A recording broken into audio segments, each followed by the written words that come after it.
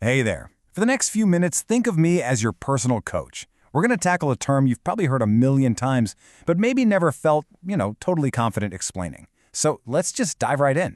Right? You see it scrolling at the bottom of the news. You read it in headlines. Your one friend who's really into finance probably brings it up all the time. The S&P 500.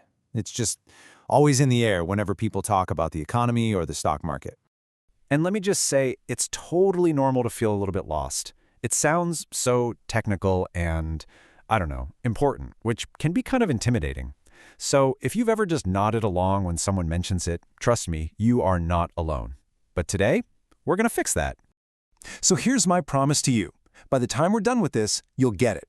You'll be able to explain what the S&P 500 is, how it works, and why it's such a big deal.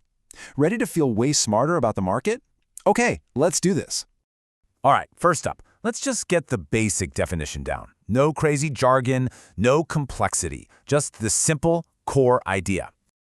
That's it. Seriously. At its heart, the S&P 500 is just a list.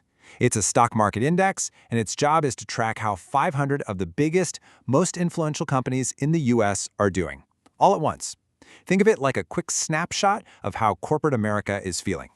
And we're not talking about some obscure companies you've never heard of. We're talking about the absolute titans, companies like Apple, Microsoft, Amazon. The brands you probably use every single day. That makes this whole thing a lot less abstract, right? So, from now on, whenever you hear a news anchor say, "The market was up today," a little light bulb should go off. You'll know they're probably talking about the S&P 500. They're using it as a shortcut, a quick pulse check on how the most powerful players in the U.S. economy are doing. It's the ultimate benchmark. Okay, so we've got the what down. Now let's dig into the how. How does this list actually work? How do you take the performance of 500 different companies and boil it down to one single number that tells us if the market is up or down? Well, the whole point is to give us that big picture view.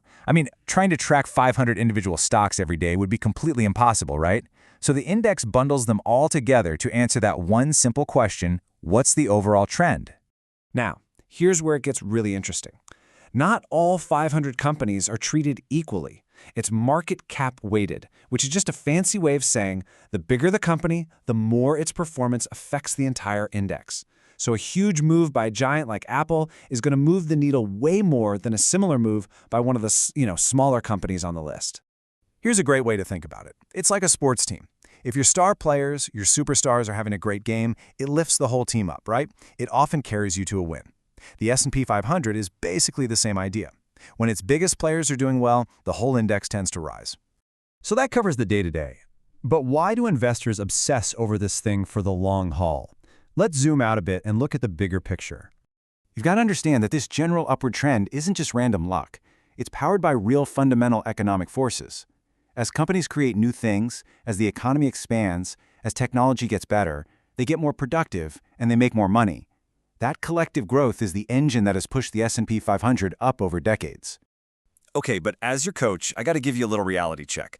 That upward trend, it is not a smooth, straight line to the top. Nope, it's a lot more like climbing a big mountain. There are plenty of scary dips and drops along the way.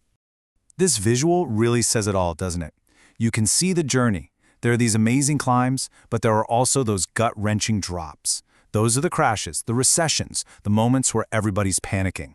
But look at the most important part of this picture. What's the overall direction? It's up. Historically, the market has always recovered and climbed to new highs. Okay, so this is all great information, but what can you actually do with it? How do you take this idea and make it a real part of your own financial life? Let's get actionable.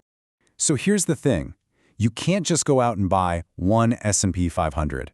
Instead, you invest in something called an index fund. Usually, it's an ETF, which just stands for Exchange Traded Fund.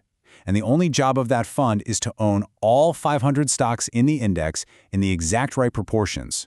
So with one single purchase, boom, you're instantly diversified across America's biggest companies. And this is exactly why so many people, especially when they're just starting out, absolutely love this approach. You don't have to spend all your time trying to guess which company is going to be the next big thing. You just invest in the whole team, and you're really betting on the long-term success of the American economy. Phew! We have covered a lot of ground, and pretty quickly. So let's boil it all down to the one single idea I really want you to walk away with. This is your final lesson for today. If you remember just one thing from all this, let it be this. The S&P 500 is basically the ultimate report card for corporate America. It's the most common, most widely recognized way to measure the health of the U.S. stock market. And that's really the powerful idea at the heart of it all. When you invest this way, you're not just buying a bunch of stocks. You're making a long-term bet on innovation, on economic progress, and on the simple fact that these companies are driven to grow. So the real question isn't about what the market did today, it's about where you see the world going over the next few decades.